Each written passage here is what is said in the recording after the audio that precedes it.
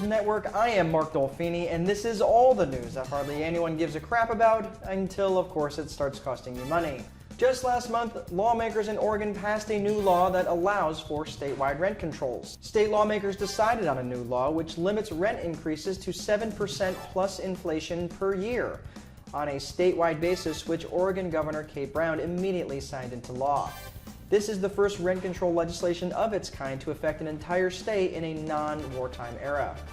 Senate Republicans were quick to bash the new law, but none were available for comment as they were rumored to be consoling themselves by watching back-to-back sessions of the Tom Cruise epic Vanilla Sky.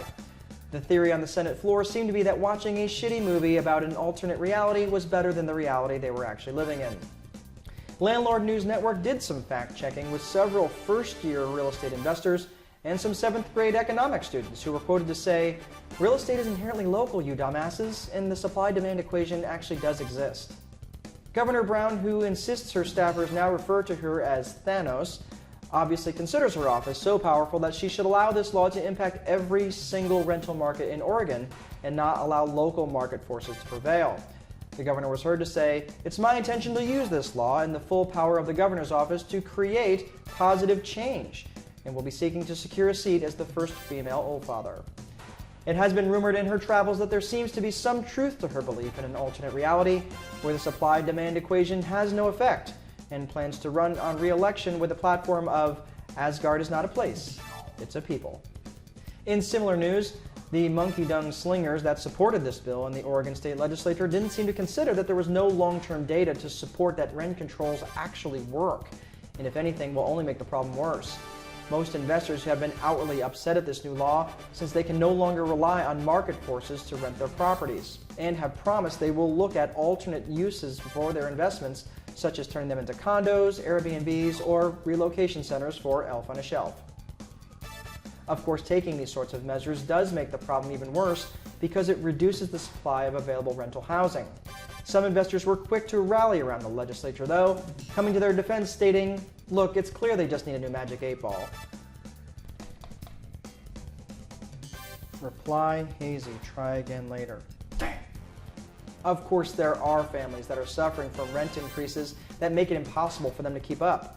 A better solution would have been to give short-term subsidies to the most needy of families while providing the highest incentives for investment and development for in- and out-of-state investors.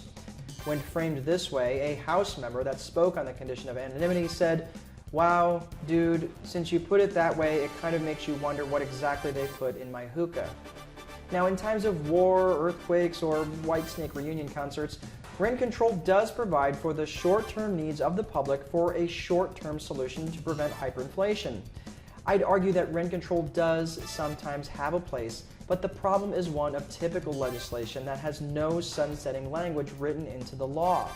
Basically having it removed once its impact or relevance to society is no longer meaningful, kind of like a movie that's picked up by Netflix.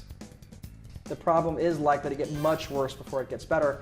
According to the United Van Lines website, in 2018, Oregon topped the list of all states for inbound moves at 64% from out of state, bested only by Vermont at 73%. Oregon, of course, is one of the states where it is legal to possess recreational use marijuana as long as you're above the age of 21. Coincidence? The only thing that would fix this problem, of course, is to increase supply. And with an estimated 80 people per day moving to the Portland area alone, only time will tell how this will all shake out. So if you're an investor anywhere in the state of peace, love, granola, and braided armpit hair, waiting to see this play out on a statewide basis is going to be about as frustrating as watching Avengers Infinity War. Unless, of course, Governor Thanos hits the campaign trail for re-election wearing a bedazzled gold glove, which of course might make it all worth it. This is all I have for this segment of the Landlord News Network. My name is Mark Dolfini, and we will see you next time. Reply hazy, try again later.